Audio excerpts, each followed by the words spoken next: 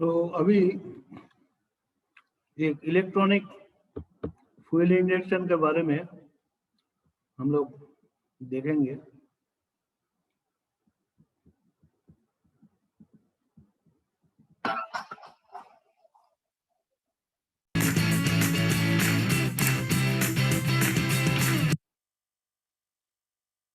Welcome back to Dielectric Videos. On today's episode, I'm going to show you another dune buggy related project related to electronic fuel injection. I'll go ahead and take this air filter off to get you a better view. Before we talk about fuel injection, I first would like to talk about carburetors.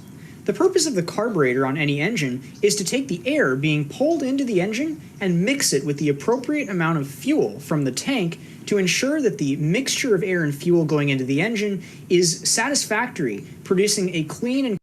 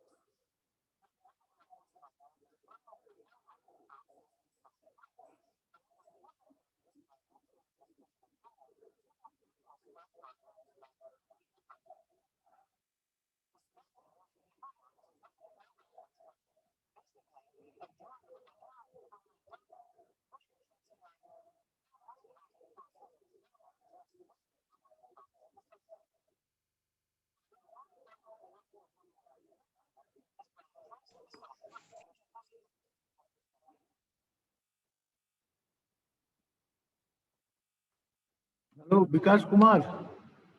Hello. Hello. Yes sir. Yes sir. Yes देखिए sir. Screen share हो रहा है कि नहीं, देखिए एक yes sir, carburettor. हो रहा था सर। अच्छा,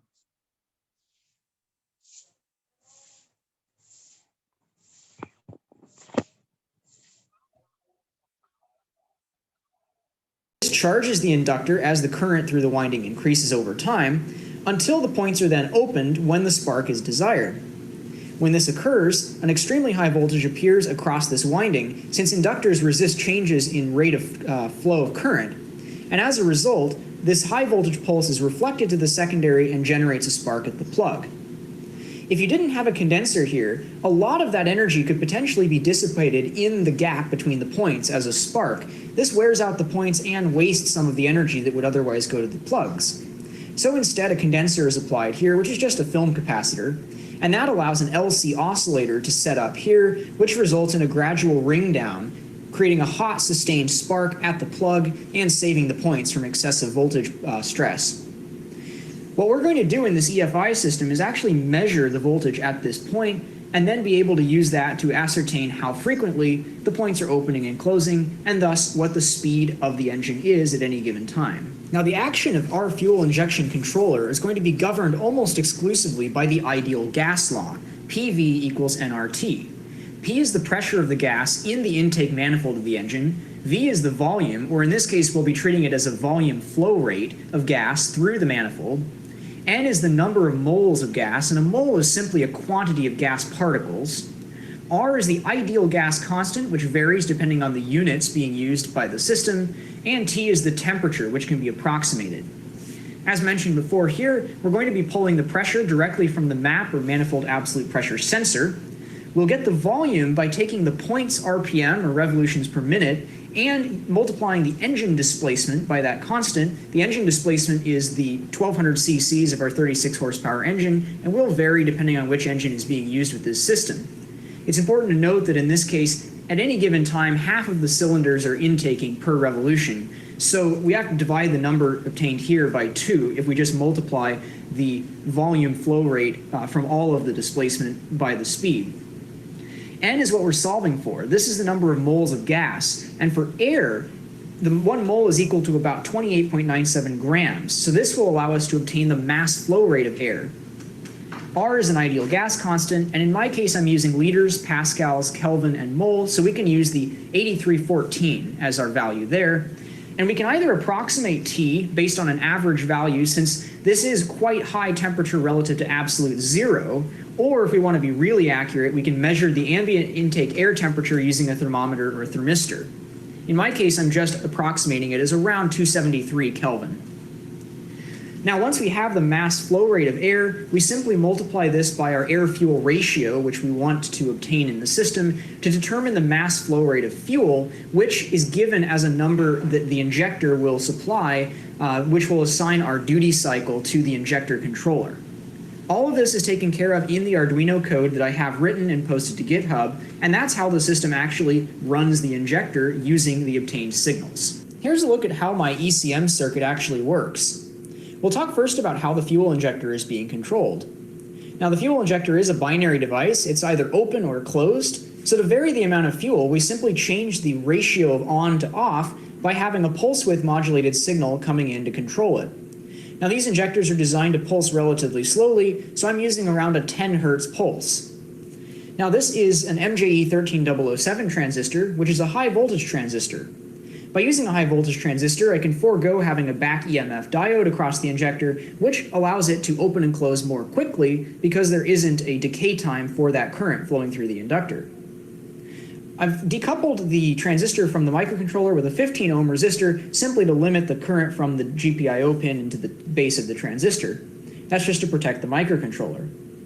Now this microcontroller can be any sort of microcontroller with ADCs and digital pins. In this case, I've chosen an Arduino Nano, which has USB serial support and uses the common ATmega 328P microcontroller chip. I've added an LED for indication of the status of the system, and then additionally the map sensor is being connected to one of the ADC inputs.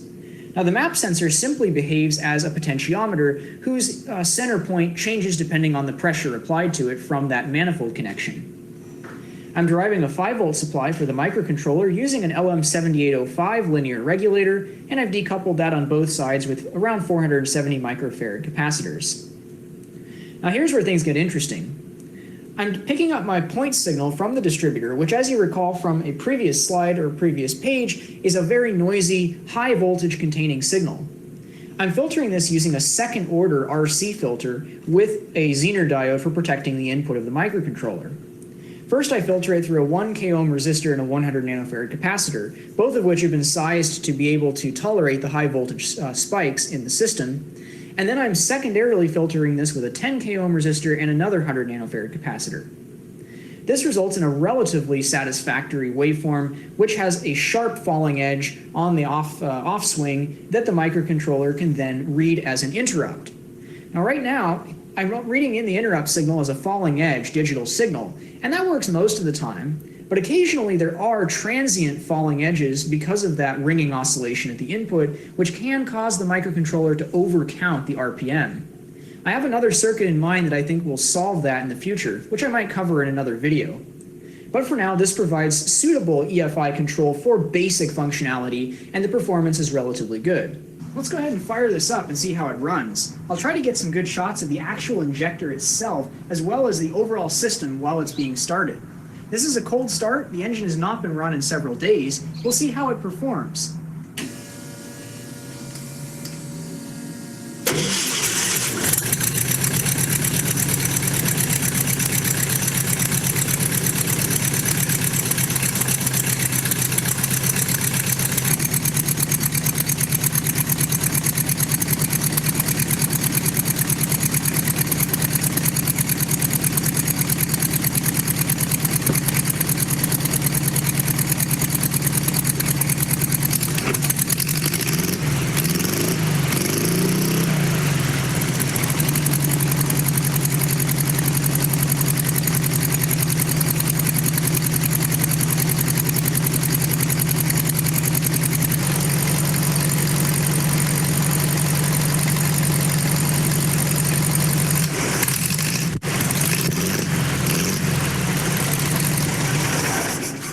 So as you can see, you can actually visually see the fuel in the injector as it's being dispensed.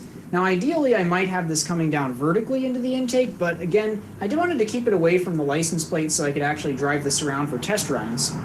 You can see it's pretty responsive. A little bit of lag still. Again, it's a single air-fuel ratio system, so it's not enriching it at all when it's being revved.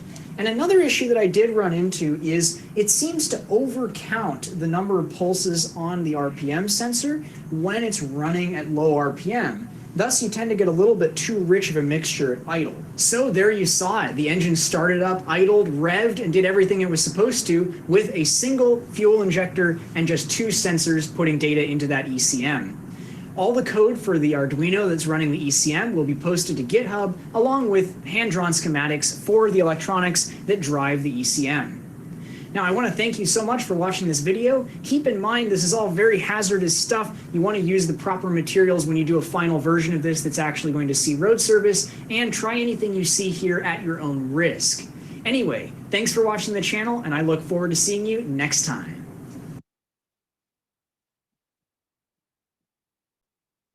Hello.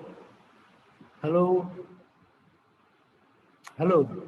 Yes, sir. तो electrical circuit बहुत complicated था, जैसे वो Yes, sir. Control समझ में नहीं आ रहा था वो वाला. Control Hello. Messages that forge brighter connections.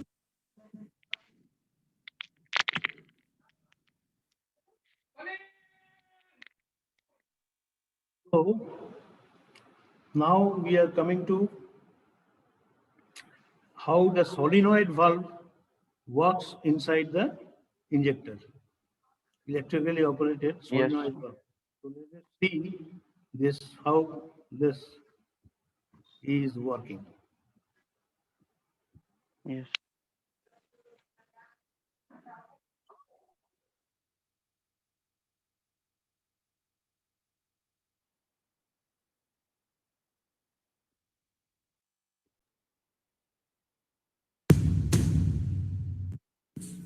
Solenoids are electromechanical devices which convert electrical energy into linear mechanical energy.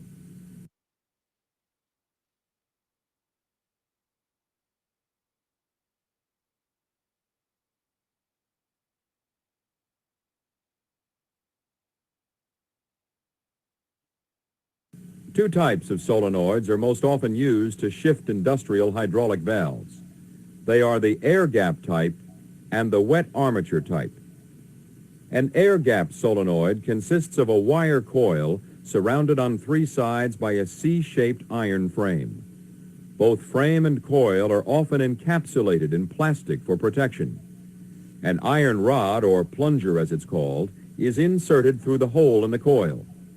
When voltage is applied to the coil, a strong inrush current develops a powerful magnetic field, drawing the plunger into the coil and moving a push pin. The push pin moves or shifts the valve spool. When the spool moves, the plunger seats in the coil and current drops to a much lower holding level, just high enough to hold the spool in place. If the plunger fails to seat for any reason, current will remain at the higher inrush level, and the coil will eventually burn out. Wet armature solenoids work similarly. However, the solenoid tube is screwed into the valve body, and fluid from the system surrounds the plunger. When voltage is applied, high inrush current creates a strong magnetic field that pushes the plunger against the push pin. As with an air gap solenoid, current drops from the higher inrush level to the lower holding level as the plunger seats and shifts the spool. Solenoids sometimes fail, and when they do, it's usually because of blockage of the spool, because of high temperatures around the solenoid, or because of low voltage. Blockage usually occurs when the spool cannot move freely. Often this is due to some kind of contamination, silt in the valve or varnish on the spool, for example. Sometimes spools will stick because the valves are improperly mounted on slightly warped or damaged subplates. If the spool does not move freely, the plunger in the solenoid will be unable to seat properly. The high inrush current will not drop to the lower holding level, and the solenoid will eventually burn out. If air temperature around the solenoid is too high, the coil may not be able to dissipate the heat it generates, even when current is at the lower holding level. The insulation on the coil windings may age rapidly, and the coil will short out. Low voltage may also cause solenoids to fail. At low voltages, the coil may not develop enough magnetic pull to seat the plunger and move the spool as quickly as it should. Until the plunger does seat properly, inrush current will continue to be high. Again, the coil may get so hot it will burn through its insulation and short out. A solenoid generates a relatively small force, so it can be used only with relatively small valves.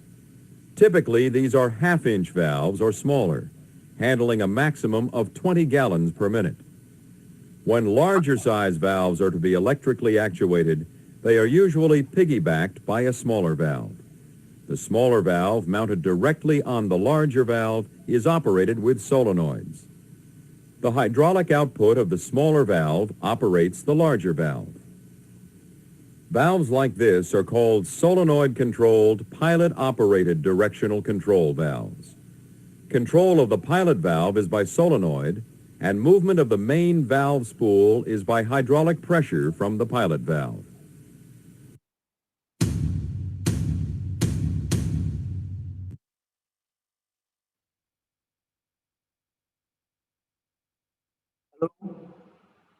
Hello. Yes, sir. Yes, sir. देखते हैं एक कहाँ चला जा रहा है?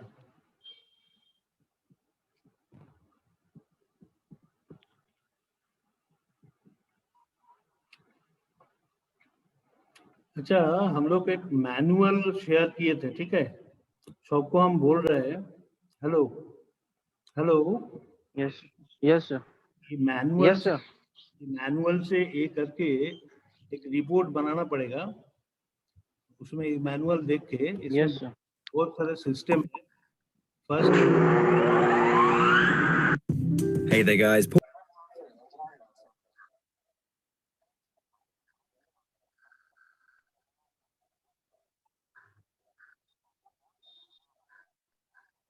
They work. If you are working with solenoid,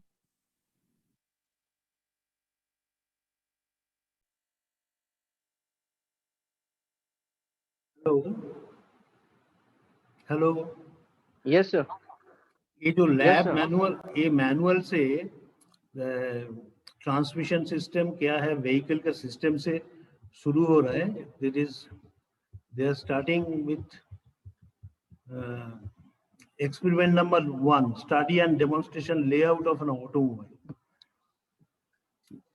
ये working और non working model layout of an automobile हमारा लैब में आने से देखते पाएंगे। इसका frame, suspension system, axles yes क्या है, wheels, power plant, transmission system, clutch, gear box, bevel pinion and crown wheel, ये है डिफरेंशियल का पार्ट। उसके बाद आता है यूनिवर्सल जॉइंट, देन डिफरेंशियल करके ये आ रहा है। तो this is the general system. ऐसे एक ड्राइंग बना के व्हीकल का बेसिक सिस्टम्स का ये बनाना है, ठीक है?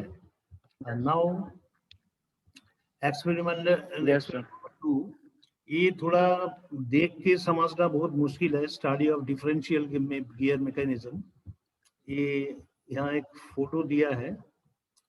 एक देखिए, एक बीवल पिनियन है, ड्राइव पिनियन, ये है बहुत तो क्राउन व्हील, रिंग गियर बोलता है। तो drive is coming from the transmission और gear box drive is coming here, इसको घुमा रहा है। एक घुमाने से ये जो ये साइड गियर है ये घूमना शुरू होता है। तो ये अंदर में भी व्हील गियर का अरेंजमेंट है। ये दो पिनियन है, ये दोनों गियर है। ये दोनों एक राइट साइड पावर, एक टायर में लेफ्ट साइड में एक पावर जाता है। तो डिफरेंशियल का मेन काम है टर्निंग का टाइम में to produce different RPM at both the wheels. ये हम पहले भी बोला है, आप लोग सुना होगा। गाड़ी जब डिफरेंशियल का एक मॉडल है हम लोग का लैब में, ऑटोमोबाइल लैब में, there is one model of differential, उसको देख सकते हैं। तो दिस टू पावर जो right side and left side wheel में जाता है, they are independent of each other. When power when vehicle takes a turn, then the inner wheel, that is left hand sir wheel, right side में तो जो power, हाँ बोलिए sir जो right side में ये पावर जा रहा है वो तो व्हील को रोटेट कर, hello yes sir yes hello hello sir जो राइट साइड में जो पावर जा रहा है तो व्हील को रोट, हेलो बोलिए, व्हील को रोटेट कराएगा। हाँ आवाज बहुत कट कट। यस सर, और लेफ्ट वाला क्या करेगा सर जो पावर जाएगा वो तो नहीं, जब गाड़ी सीधा चल रहा है दोनों साइड में सेम पावर जाएगा, लेफ्ट भी घूमेगा राइट भी घूमेगा। बट जब टर्निंग करेगा लेफ्ट वाला कम yes. आरपीएम में घूमेगा और राइट वाला थोड़ा ज्यादा आरपीएम में घूमेगा, because right tyre has to take a bigger radius of curvature, ठीक है? सिमिलरली राइट टर्न का टाइम में this right wheel will take a shorter radius of curvature, but left side में जो व्हील है वो एक longer radius of curvature, RPM ज्यादा चाहिए। So to create this difference in RPM between the two wheels, power wheels, the name is differential. तो differential का discovery ऐसा हुआ था पहले जमाना में, गाड़ी में शुरू में सीधा पावर एक जगह में आके दोनों साइड में डिस्ट्रीब्यूट हो जाता विदाउट दिस अरेंजमेंट। तो उस टाइम में देखा गया ये गाड़ी टर्निंग का टाइम में उसका एक्सेल टूट जाता है। तो after that it was understood that vehicle needs different RPM in right hand and left hand side of the power wheel during turning. ठीक है, तो डिफरेंशियल का एक रिपोर्ट है, ज्यादा Yes, पेज sir. का नहीं है, 2 बिन का। Experiment number 3, study and demonstration of clutches. तो देखिए फंक्शन ऑफ क्लचेस क्या है। Yes. सिंगल प्लेट क्लच ये सबसे कॉमन है, वो कैसे काम करता है उसको दिखाना पड़ेगा। This is the flywheel, इसका ऊपर Yes, एक sir. Pressure plate friction disc लगा हुआ है, वो फ्लाई व्हील घूमने से ही वो घूमेगा। And this is the spring loaded है एक क्लच हाउसिंग में, क्लच प्लेट। इधर में देखिए हेलिकल स्प्रिंग, फ्रिक्शन लाइनिंग दोनों जगह में है, इधर में है इधर में है। तो स्प्रिंग प्रेशर में क्या होगा, ये जो क्लच प्लेट दिखा रहा है ना, क्लच प्लेट करके लिखा है, that will be Yes. Always Yes, engage sir. Flywheel. Flywheel के ऊपर हमेशा एंगेज रहेगा। पैडल से क्लच दबाने से रिलीज लीवर आके स्प्रिंग को दबा के इसको वो कांटेक्ट से हटा लेगा। so that is required for gear changing of gear changing के टाइम में जरूरत पड़ता है। Yes, sir. Otherwise clutch sir remain. तो ये क्लच, हाँ बोलिए। सर क्लच प्लेट तो फ्लाईव्हील से कांटेक्ट में रहता है ना सर, हाँ, फाइव व्हील का गियर कांटेक्ट में बॉक्स से रहता है। रहता है। हाँ, ये स्प्रिंग फोर्स यस से सर, कांटेक्ट में फ्लाईव्हील रहता है, स्प्रिंग फोर्स से। ऐसे 6 to 8 तो स्प्रिंग जो दिखा है ना कॉबर्ट स्प्रिंग का अंदर है, फोर्स। वो प्रेशर बना के इसको दबा के यस। इसके ऊपर कांटेक्ट में रखता है। तो पैडल दबाने से जो रिलीज लीवर है वो आके दिस थ्रस्ट रेस जो है उसको प्रेशराइज करके एक क्लच प्लेट को कांटेक्ट से हटा लेता है। दैट टाइम ए फ्लाईव्हील का power will not be release कर देता है। Yes sir. Transmitted to this shaft. ये जो स्प्लाइन शाफ्ट है गियर बॉक्स में नहीं जाएगा। ठीक है, वो सिंगल प्लेट क्लच है। Then yes. मल्टीपल क्लचेस, बहुत क्लच प्लेट है। थोड़ा हेवी गाड़ी होने से मल्टीपल डिस्क चाहिए पावर ट्रांसमिशन के लिए। छोटा गाड़ी में सिंगल प्लेट में हो जाता है। तो इधर also the same principle, the clutch is multiple clutch consist of more than one clutch plate. As the number of clutch plates are increased, the friction surface also increases. The increased number of friction surfaces increases the capacity of the clutch to transmit torque. तो मैंने higher torque जब transmit करना है आपको multiple कर दी। Plates are alternatively fitted to the engine shaft and the gear box shaft. They are firmly pressed by the strong coil spring. इस coil spring दिखाया, यह हमेशा एंगेज रखता है। ये है क्लच पैडल, इसको दबाने से स्प्रिंग एक क्लच प्लेट जो है एक से दूसरा अलग हो जाएगा। उस टाइम पावर जाएगा नहीं, इंजन घूमते रहेगा but power will not go. So this is multiple clutch. Yes.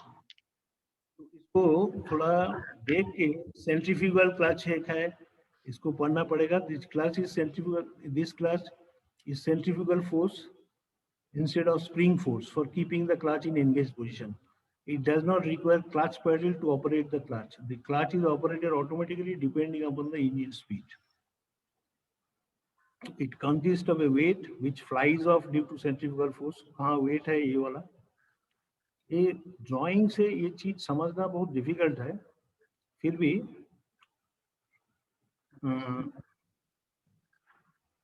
engine speed. It consists of a weight which flies off due to centrifugal force when the speed increases. It operates the bell crank lever. A bell crank lever है यहाँ पर, lever which presses the floating plate. The movement of the spring which then presses the clutch plate on the flywheel against the spring, thus engaging the clutch. The spring keeps the clutch disengaged at low speed of about 500 rpm.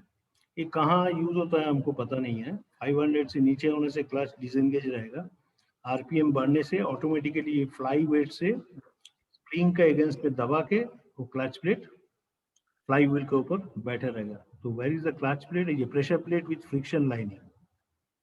This is the power transmitting device. A shaft और a shaft अलग है, ठीक है। This is clutch shaft and this is engine shaft. Engine shaft से clutch shaft, yes. Clutch shaft में power तभी जाएगा जब ये एंगेज रहेगा। ये खोल जाने से there are at one cone clutch, there is another thing is cone clutch, cone type का शेप का अंदर में cone clutch। तो इसको देख के लिपोड एक्सपेरिमेंट करके बनाना पड़ेगा, ठीक है? Yes, sir. Then come brakes, drum brakes. ये BDF है क्या? Brakes आ रहा है, different type of brakes. Internal standing shoe brake सबसे कॉमन है. Then coming disc brake आजकल सबसे पॉपुलर है, सब मोटरसाइकिल में सामने चलते हैं. Yes. Hydraulic brake system, master cylinder, wheel cylinder होता है. आजकल मोटरसाइकिल में भी हाइड्रोलिक आ गया है. हाथ में दबाने से हाथ का सामने में छोटा एक ऑयल टैंक रहता है, वहां से ऑयल जाके नीचे व्हील के पास एक पिस्टन को फोर्स करके वो इस व्हील के साथ घूम रहे हैं, उसको प्रेस करके गाड़ी का ब्रेक्स. तो इसको देख के vacuum assisted system, air brake system बहुत स्ट्रॉन्ग सिस्टम है. तो इसको अभी हम ये कर रहे हैं. तो लैब रिपोर्ट कैसे बनाना पड़ेगा, ठीक है? Now Yes, sir. how multi fuel injection system.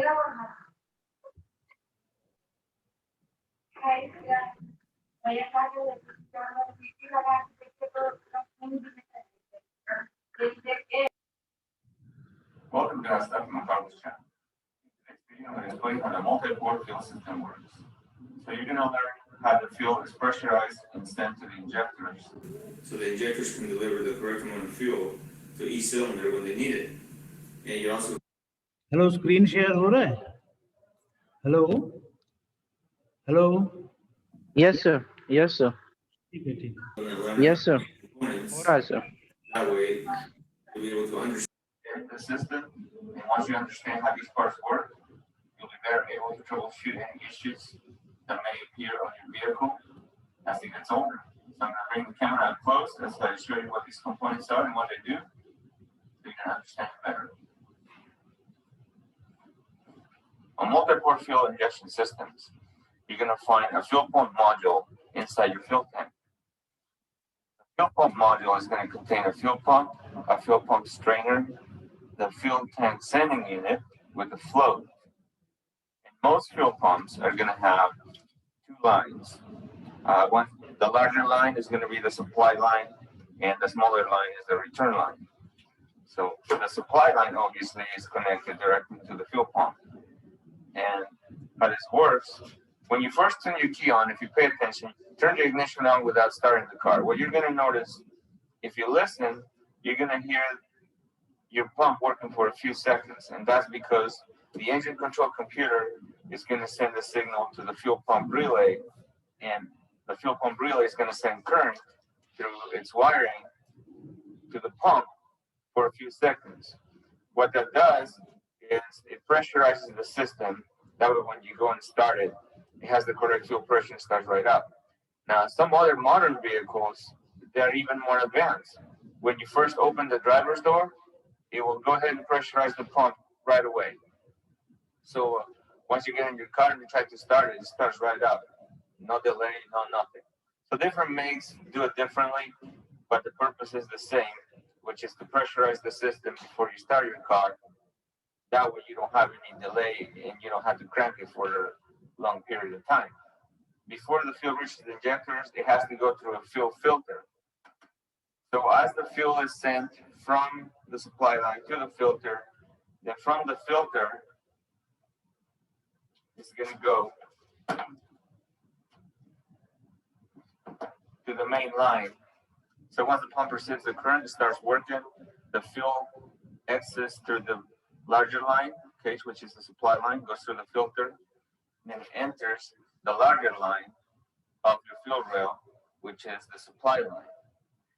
And as the fuel enters, then the injectors, which are these, okay, if it's a multi-port fuel injection system, every cylinder is going to have its own injectors. This is a V8, so you got 1, 2, 3, 4 on one side, 1, 2, 3, 4 on the other side. At the end of the fuel rail, there's a regulator which this fuel rail is missing, but it's round and it has a vacuum line. So look for a round device bolted to the end of your fuel rail, and you'll know that that's your regulator. And that's the return line. So the return line goes back to the fuel pump module, and it just goes back into the tank. There's no need to be filtered again. So you only have one filter, and then like I said, so it's the larger one comes from your fuel pump module. Now here's something to consider. The fuel pump of any vehicle is going to provide more pressure than what the system needs. So for example, let's say, and we're just going to give a number, okay? Don't quote me on this because every vehicle is going to be different. You're going to have to research what your pressure should be on your own. But let's just say that this particular multi-port fuel system requires 45 psi of pressure to operate correctly. What that means is that the fuel pump for that application is going to probably put out anywhere from 75 to 80 psi, which is a lot more pressure than what the system needs. But even though a fuel pump is going to put out a lot more pressure than what it needs, if the fuel just goes in and comes back out without a fuel pressure regulator, the fuel pressure probably would never even reach 20 psi, which it wouldn't, the car wouldn't even start or even run. So at that point, the part that maintains the correct amount of pressure in a vehicle is called a fuel pressure regulator. So the fuel will enter the supply line, okay? It goes through the whole fuel rail. This fuel rail is missing the regulator, but it's bolted at the end, okay? So look for a round part that has a vacuum hose attached to it. That's your regulator. So like I said, the fuel enters here, and this is a V8 engine, so it goes through here. So it's already pressurizing all 8 injectors. So this regulator is at the end. What the regulator function is to maintain the correct amount of pressure for each application. So like I said, we already have a pump that's putting out randomly 75 psi. Fuel enters the system, and the regulator is the one that's going to maintain the 45. So at that point, the excess pressure is going to exit and it's going to go back to the tank like we just described. Now, your car is going to have different demands. At idle, there's going to be a lower demand for fuel pressure than a wide open throttle. So that's why the regulator that goes here has a vacuum line, because it maintains a certain pressure, and when you floor it, the vacuum disappears. So the spring inside the regulator overcomes the vacuum, and the pressure goes up by at least another 5 pounds. So that way there's more fuel entering the system and it doesn't get lean. Now, like I said, what I just described is about systems that have a return line. So let's go through it real quick. You got your engine control computer that when you either turn the key on or when you start your car, it doesn't matter, okay? So when the vehicle's operating, the engine control computer through its harness will send the signal to the fuel pump relay, okay? That's normally going to be located on the main fuse box, usually under the hood, okay? So from the fuel pump relay, the current goes to the pump, okay? So as you can tell, each pump's going to have its own wiring. You have a positive and a negative. The other wire goes to the sending unit. So as the fuel pump receives current, it starts working. Fuel goes through the strainer, so it filters the debris that are in the tank. It goes through the line, goes through the filter, enters the fuel rail through the supply line, pressurizes it. The regulator that, like I said, that's normally mounted right here. It's at the end. Keeps the correct pressure, and the excess fuel just goes back to the tank to the return line. Now, there are other systems, okay, that for American-made vehicles, you will find them somewhere like in Chryslers and obviously Jeeps, same thing. Those systems don't have an external regulator, and they're easy to identify because you're only going to see one line, just the supply line. That is it. That's all you're going to see. So these systems, and I don't have a pump here with me, otherwise I will show you what the difference is because the module is completely different. But right now, all you have to do is focus on the one line only. If your vehicle only has a supply line and you don't see a regulator anywhere in the fuel rail, then that's the system that I'm about to tell you. So those particular vehicles, the fuel pump module will have the regulator, a filter, all in one assembly.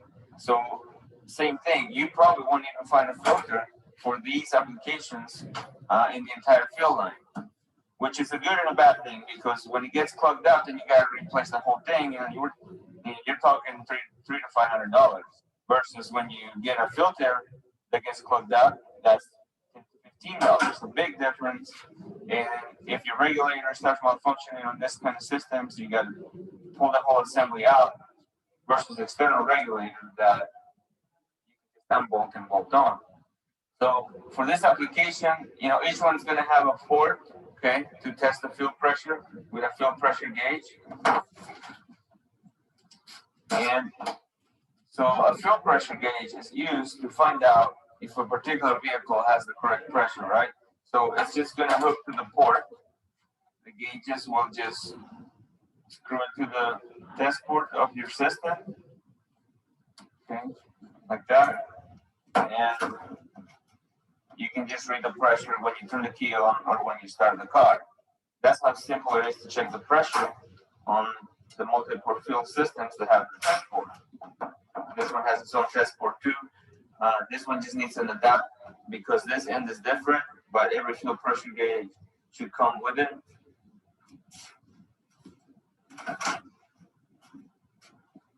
So troubleshooting a few things, right? So pressure.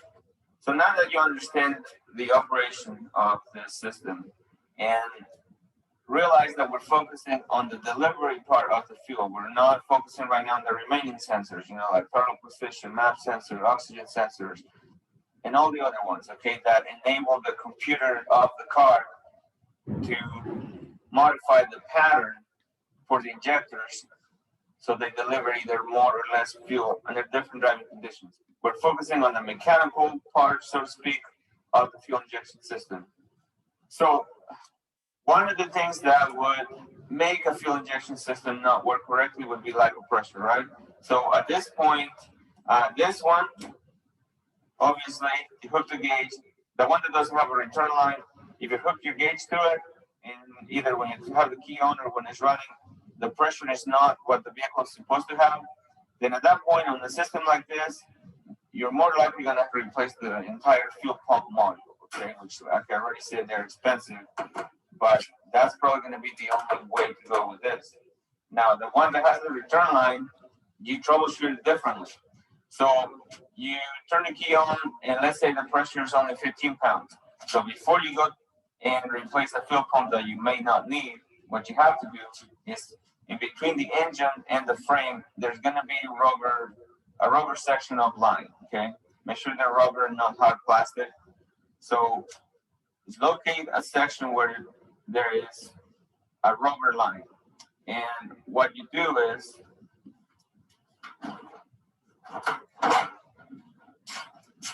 put a towel so you don't damage the line, but you would put a towel and you would crimp the line, okay, to block the return. So you would block the return line with pliers and a towel in between it. At that point, the reason for that, the reason why you would be doing this is because you're not enabling any fuel to go back to the tank at this point. So you turn the key on, and then you should see the pressure that the pump's really putting out. So instead of being 20 pounds, if the regulator is defective, you will see a pressure go all the way up to 70 or 75, okay? So at that point, you know that the pump itself is good and the regulator is the problem. So you remove your pliers and replace your regulator and you're good to go. And so remember, I'm emphasizing that you got to find a rubber section. This is a Ford system. This is hard plastic. So wouldn't want to crimp it here. We'd have to find somewhere else where there is a rubber piece. And if there isn't, if everything is either hard plastic or metal, then you may have to unhook it and put a plug. Okay. In either case, only rubber line can be pinched, not have plastic or metal. So that's the basic operation, okay, of the delivery part of it. Once we have this, just one last thing. This is your sending units. This is how you know how much fuel you have. When the float's all the way down, your gauge is going to read E. And as the flow goes up, because you put fuel in it, it's going to go up to full. So this is a rheostat. It changes the resistance, and this part changes as this arm moves, and the current goes through here all the way to your gauge. In old vehicles, this would go directly to the gauge. Modern vehicles, it won't. It'll have to go through the computer first, and then from the computer to your dashboard. As far as the relay itself, the reason why there's a need for a fuel pump relay to operate the fuel pump, the computer itself works on very low voltages. So it would be too high of a demand to power a pump through a computer that is powering so many other things. So instead, your ignition will send power to the computer. The computer sends low voltage to the relay. On the relay, there are several wires. Okay, you have a ground, you have a signal, you have the supply, you have the one that goes back to the system that's trying to operate. So at that point, it has a low voltage coming in that is going to activate the relay. There is a larger wire that is going to be hooked directly to a fuse box that is going to be able to handle a higher amperage with its own fuse. So at that point, the low signal is sent to the relay activates, makes contact, and the current that is coming from the fuse box goes directly to the pump. And like I said, it's a larger wire with a larger amperage fuse. That way, the computer doesn't overheat trying to power a pump. So that's the whole idea with the relay. So remember, these are the main components of the mechanical part of the multi-port fuel injection systems. We'll focus on some of the other sensors in other videos. I just wanted to focus on this part so it's easy to understand. So after watching this video, you should have a better understanding of how the multi-port fuel injection system works. And like you know what the main components are for the mechanical part of it. I will be explaining the function of the other sensors and how they affect the fuel delivery on upcoming videos. Thanks for watching today's video, and we'll see you next time.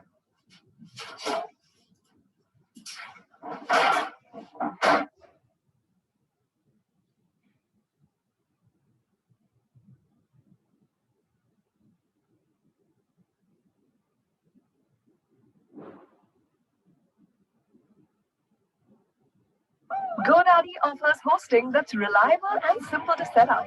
Get 99.9% uptime and best-in-class security to keep your online business running smoothly. Site backups happen automatically every day, so you'll never lose a thing. 24/7 expert support comes included. Choose from a range of hosting plans that suits your business. Get 30-day money. Hello hello कोई है hello Yes, sir. Yes, sir. अच्छा अभी तो ये ठीक से समझ में नहीं आ रहा है ये तो बॉस पंप रिपेयर का ये देख रहे हैं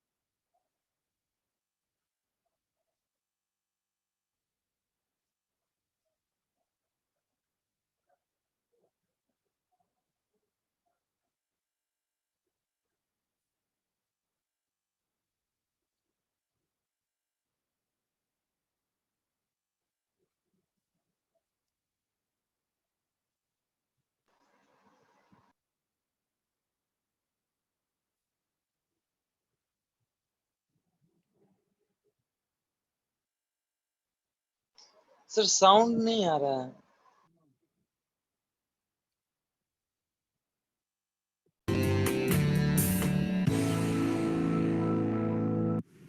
Hopefully it'll stay free enough to return on its own power. Video stop. Barrels and plungers are so finely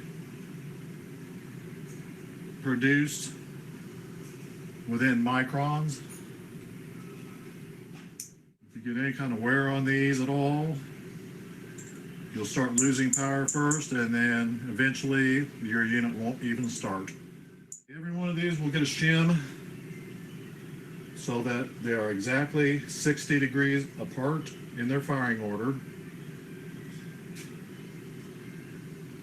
Start with a 145, which is the number that it came apart with on number one. Good starting point. They have to be matched exactly. Okay, this unit here, we're using new flange bushings. The old ones, rusty. Put an O-ring on that, it's not going to seal. So they are getting replaced. And keep these in order. Going to be number one.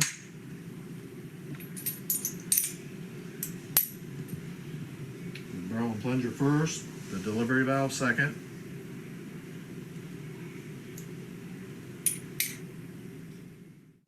Delivery valve gasket.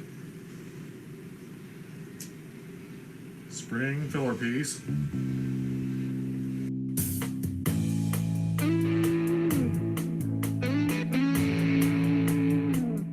Every cylinder has a steel baffle on it.